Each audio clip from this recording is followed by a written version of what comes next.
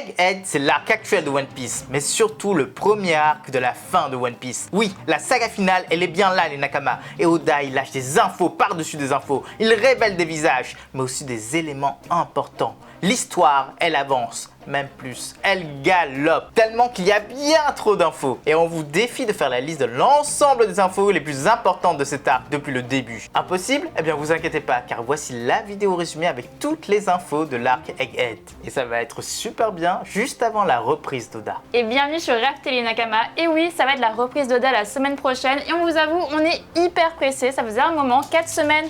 C'est passé à la fois vite et en même temps, c'était très difficile. Il y a Goldie qui débarque, vous allez l'entendre un tout petit peu. Mais c'est vrai que c'est pas mal du tout et on est très heureux que ça reprenne. Il y avait énormément d'informations sur les derniers chapitres et ça, franchement, ça fait tout le temps plaisir. Mais on s'attend à un chapitre un peu plus calme pour la prochaine fois. Bon, on verra. Et n'oubliez pas que cette vidéo, ce sera avec des spoils. Évidemment, ce sera que des choses du nouvel arc, donc les spoils, ils vont pleuvoir. N'hésitez pas quand même à laisser le petit like si vous avez fait un petit tour ici et que vous n'êtes pas à jour. Et sinon, n'oubliez pas que sur Twitch, tous les jours, on reprend donc tous les épisodes de One Piece depuis le début. Donc là, on est à peu près à la période avec l'arrivée d'Usopp. Donc n'hésitez pas à venir, ça fait super plaisir de reprendre tout simplement les débuts de One Piece. Nous, en tout cas, il y a plein d'éléments qu'on avait oubliés. C'est très facile d'oublier finalement les petits détails, mais c'est toujours hyper agréable à regarder. Et place à la vidéo. Allez, c'est parti! L'arc Egghead est le 32e arc de la série One Piece. D'ailleurs, cet arc a commencé officiellement au chapitre 1058. Et il commence très fort, évidemment, car les nouvelles primes de tous les Mugiwara y ont été dévoilées. Chopper et sa prime de 100 000 berries. Ah non, pas du tout, c'est de 1000 berries. C'est franchement triste pour lui. Nami, 366 millions de berries, plus importante que celle de Capone. Brook, 383 millions de berries. Franky, 394. Usopp, 500 millions de berries. Le pauvre se retrouve avec la prime qu'il avait à Dressrosa. Vous vous rappelez forcément des étoiles qui avaient été mises sur sa tête par Doflamingo? Eh ben c'est cette prime. Le gros de l'équipage commence avec Robin et ses 930 millions de berries. Les mecs, ils ont même pas voulu arrondir à 1 milliard alors que, en vrai, elle sait lire les poneglyphes. Enfin, elle a une prime qui est digne de son rang et digne de ses connaissances. Sanji a 1 milliard 32 millions de berries sur sa tête. Jinbei 1 milliard et 100 millions de berries. Et enfin, Zoro, il a 1 milliard et 111 millions de berries. Ce qui n'est absolument pas étonnant. Et c'est un chouïa plus que Jinbei, mais ça les vaut largement car Zoro, c'est quasiment le second de l'équipage, même si c'est pas dit officiellement. D'ailleurs, la prime de Luffy ne sera pas évoquée ici, même si elle est de 3 milliards de berries, tout simplement car elle était donnée avant, donc dans l'arc Wano. Elle n'a pas été révélée dans l'arc Egghead. La vérité sur la Cross Guild était révélée au même chapitre, avec le pauvre Baggy en 1000 morceaux, mais surtout Crocodile et Mihawk dont les primes ont été rehaussées après la disparition du titre de Shichibukai. 1 milliard 965 millions et 3 milliards 590 millions. Là, il faut l'avouer, ça fait vraiment beaucoup. Et Baggy? Eh bien 3 milliards et 189 millions. Et le principe de la Cross Guild a également été révélé. Ces pirates mettent tout simplement des primes sur la tête des marines. Et ça, c'est vraiment hyper intéressant et on se demande pourquoi est-ce que personne n'y a pensé plus tôt. D'ailleurs, la première victime, c'est T-Bone. Cet homme venait à peine d'avoir le titre de vice-amiral et pourtant il a été tué par un simple citoyen. Sans doute que cette histoire est un peu plus profonde, mais il a été assassiné et c'est la première grosse victime de la Cross Guild. Barbe Noire a attaqué Amazon Lily pendant l'attaque de la marine. Il y a débarqué avec 2 membres de sa flotte et il a essayé de voler le fruit de Boa Hancock. Et qui empêchait tout ça? Kobe? Eh bien non, pas du tout. Mais Silver Riley. Et oui, comme ça d'un coup, il a débarqué. Et il a juste mis un coup de pression à Barbe Noire. Et d'ailleurs, Barbe Noire, il le dit très bien, le fruit d'Hancock sied très bien à une impératrice. Le titre de Shakayuki a été dévoilé. C'est l'ancienne impératrice d'Amazon Lily, celle d'il y a 2 générations. Les armes secrètes de Vegapunk ont enfin été dévoilées. Ce sont les Séraphins. Bébé Hancock a été envoyé sur Amazon Lily, de même que Bébé Mihawk. Et tous les deux, ils ont des pouvoirs démentiels. Et n'oubliez jamais que Bébé Mihawk, eh bien, il a fait face à Barbe Noire. Tous les Séraphins sont des mélanges entre Lunaria, fruit du démon et bien d'autres choses. Et le sang vert, eh bien, c'est leur caractéristique principale. Kobe a été enlevé par Barbe Noire. Dans quel but? Eh bien, tout simplement l'échange pour avoir le titre de roi. C'est assez bizarre venant de Barbe Noire, mais souvenez-vous, ça avait déjà été évoqué dans le passé. Barbe Noire avait enlevé Bonnet, quand Bonnet était venu l'attaquer, et voulait que Bonnet l'épouse. On sait aujourd'hui que Bonnet est la princesse en fait d'une île, l'île Sorbet. Donc ça veut potentiellement dire que Barbe Noire recherche ce titre depuis un bon moment et c'est une pièce importante de son plan. Les infos sur le Sword ont été données. Ce sont des marines qui ont leur lettre de démission déjà rédigée et ils sont libres de n'en faire qu'à leur tête. Mais si jamais ils foirent, eh bien la marine annoncerait qu'ils étaient déjà partis depuis bien longtemps. Et leur but, eh bien c'est de déstabiliser les Yonko. Heureusement, Kobe va être libéré par Perona qui est à la recherche de Moria et le Sword va débarquer pour l'aider. Ibari sera là là et utilisera le GP Flower, une des armes de Vegapunk, et les fruits des deux autres seront révélés. D'ailleurs, vous avez forcément tous adoré Kujaku et Prince Groose. Et pour couronner le tout, un navire est tombé du ciel, celui de Garp, et il va démonter presque tous les pirates sur place grâce à son Haki des rois. Le dernier commandant de l'équipage de Barbe Noire a été dévoilé, c'est Aokiji, le seul et l'unique. Il l'a rejoint suite à une altercation dans le Nouveau Monde il y a un an de cela. Et d'ailleurs, tous les fruits du démon de son équipage ont aussi été dévoilés. Shiryu est toujours avec son fruit de l'invisibilité. Burgess avec le fruit de la force, le Riki Riki no Mi. Von Ogur, lui, il a le fruit de la téléportation, et c'est bien trop cheaté. Avalo a le fruit de l'île qui lui permet de prendre le contrôle de toute une île. Pour Lafitte, on ne sait toujours pas, mais pour Devon, eh bien c'est le renard à 9 queues. Wolf, c'est le fruit de l'inflation. Vasco Shot, lui, il a le fruit de la bibine. Oh, pardon, il a le fruit du glou-glou. Il semble contrôler l'alcool. Et pour Dokyu, eh bien il a le fruit de la maladie. C'est vraiment un très bel équipage de Barjo. Aokiji et Von Ogur ont débarqué sur Whole Cake et se sont emparés du poneglyphe, mais aussi de Pudding. Aokiji vs Garp, c'est le combat qui prend place sur la ruche, et il est actuellement en cours. Et là, franchement, ça promet. Les Mugiwara ont appris le véritable rêve de Luffy, et ils ont tous eu une réaction différente.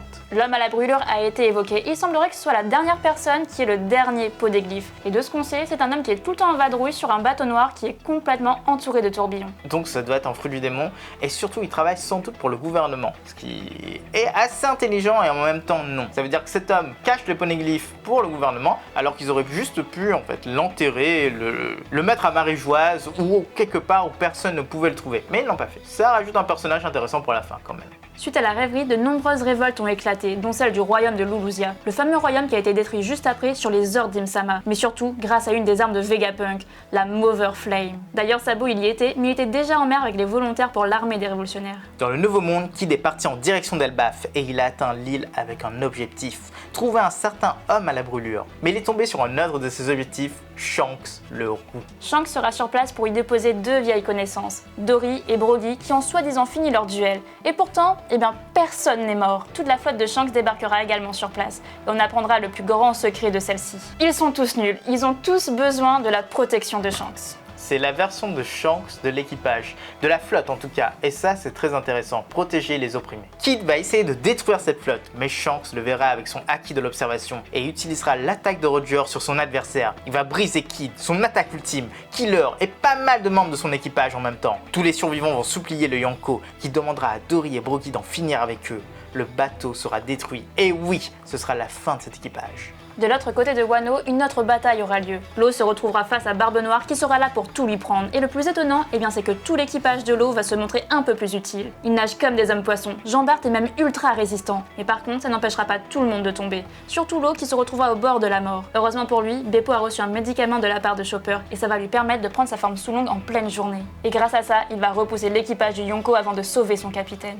Le gros de l'arc se passera sur Egghead, et c'est le lieu où se trouve le fameux Vegapunk. Hélas, les événements feront que de nombreuses forces se dirigeront sur place. Premièrement, les Mugiwara. Mais ça, c'est du hasard. Bonnet qui vient demander des explications à Vegapunk. Le CP0 qui essaye de tuer les Vegas sur ordre du gouvernement. Kizaru qui escorte une personne importante. Et Caribou que tout le monde a oublié, mais qui a été relâché sur place. Sur l'île, les Vegas vont être révélés les uns après les autres, les 6 avatars et le corps principal. Ils vont expliquer faire des recherches sur le siècle oublié, mais il y a mieux car chacun le numéro 1 va donner des infos plus qu'importantes. Vega connaissait le professeur Clover, il est parti à Ora juste après l'incident, il y a croisé Dragon, mais surtout, il a vu les géants qui ont récupéré les recherches. Il est parti les voir directement à Elbaf et il a rencontré un homme qui a survécu au drame, un certain Sol. Et grâce à cet homme, eh bien, ils ont eu la plupart des informations, dont les technologies qu'ils utilisent aujourd'hui. Hélas, le gouvernement a fini par l'apprendre, alors il a été condamné à mort. D'autres séraphins ont été révélés sur place. Celui de Kuma, évidemment, qui est arrivé avec le CP0, Bébé Jinbe, qui a le fruit de Senior Pink, et ceux de Crocodile, de Moria et de Doffy qui ont été aperçus au dernier chapitre, mais pas du tout sur Egghead. Parmi les Vegas, il existe un traître qui sabote les installations, un traître qui a pour ambition de détruire les autres et qui a soi-disant négocié pour avoir le titre de dragon céleste. Mais bon, il semblerait qu'elle ne l'aura pas. Le CP0 débarquera, Lucci va éveiller son fruit du démon et affronter Nika, alors que Kaku éveillé se fritera avec Zoro, mais les deux seront mis à chaise par une des leurs, Stussy, qui était une infiltrée de très longue date. La première clone réussie de Vegapunk, qui était basée sur Miss Buckingham, ancienne Rox et maman de Webble. En parallèle, la vraie Miss Buckingham, ancienne des Masses, va supplier Marco de l'aider, car Aramaki a battu et enlevé son fils qui était en train de protéger Sphinx. Et les derniers événements d'Egghead sont tout simplement énormes. Les séraphins se sont retournés contre leur créateur, tout ça à cause de la traîtresse York. Au large, une flotte imposante de la marine pointe son nez, avec Kizaru à sa tête. mais aussi un membre du Gorosei, Saint Saturne. Et oui, son nom a été révélé à ce moment-là. Du côté des révolutionnaires, la rêverie a été une réussite. Tous les objectifs ont été atteints. Le symbole des dragons célestes a été détruit, la réserve de nourriture a été brûlée, et enfin, Kuma a été libéré. Les commandants ont même ralenti les deux amiraux présents, mais Sabo, lui, il est tombé sur une chose très importante. Il est tombé sur l'audience entre le Gorosei et le roi Cobra. Il a entendu la vérité sur la reine Nefertari. Il sera même témoin de l'apparition d'Im-sama, de cette discussion sur les dits et sur le passé. Il apprendra le nom de Lily, le dit d'Alabasta, et il essayera même de sauver Cobra des attaques d'Im-sama. De son fouet, il brûlera le Gorosei et révélera leur véritable forme, avant de s'enfuir couvert par le sacrifice de Cobra. Sur Marijoa, les incidents vont s'enchaîner. Saint Carlos va encore essayer de réduire Shirahoshi en esclavage, mais sera frappé par Sai et par Léo, sur ordre de Saint Miosgard, d'un acte très badass, et surtout, ils ont déclaré qu'ils étaient de la flotte de Luffy. Alors que Vivi sera enlevé par le CP0, mais sauvé de façon très étonnante et non volontaire par Wapol, et l'ensemble sera récupéré par Morgan. Du côté de Kuma, il a réussi à être libéré, mais par contre, il va essayer de retourner à Marijoa. Exactement comme le géant antique présent sur Egghead. Et enfin, Saint Miosgard sera jugé pour son crime. Les cavaliers divins seront envoyés. Ce sont les gardes d'élite issus des dragons célestes. Et leur chef sera dévoilé. Saint Figarland Garling, l'ancien champion de God Valley. Et c'est lui qui va exécuter la sentence. Il va crucifier Miosgard sur la croix du gouvernement. Alors que les noms des 5 anciens ont tous été dévoilés. Et ils ont tous des noms d'armes antiques. Et voilà les Nakamas, c'est déjà la fin de cette vidéo. On espère que ça vous a plu. Elle était assez express, on ne sait pas combien de temps elle va durer. Mais elle était très importante pour la suite de One Piece qui arrive la semaine prochaine. Ou ça dépend, si vous regardez cette vidéo lundi, elle arrive cette semaine. Donc on compte sur vous pour les réactions live sur Twitch des épisodes, mais aussi du chapitre dès, du coup, mercredi. Exactement. En attendant, n'hésitez pas à laisser le petit like, à laisser un commentaire pour me dire ce que vous en avez pensé de ce type de format. C'est plutôt sympa, surtout après une grande pause. Et on vous dit à la prochaine les accros de One Piece.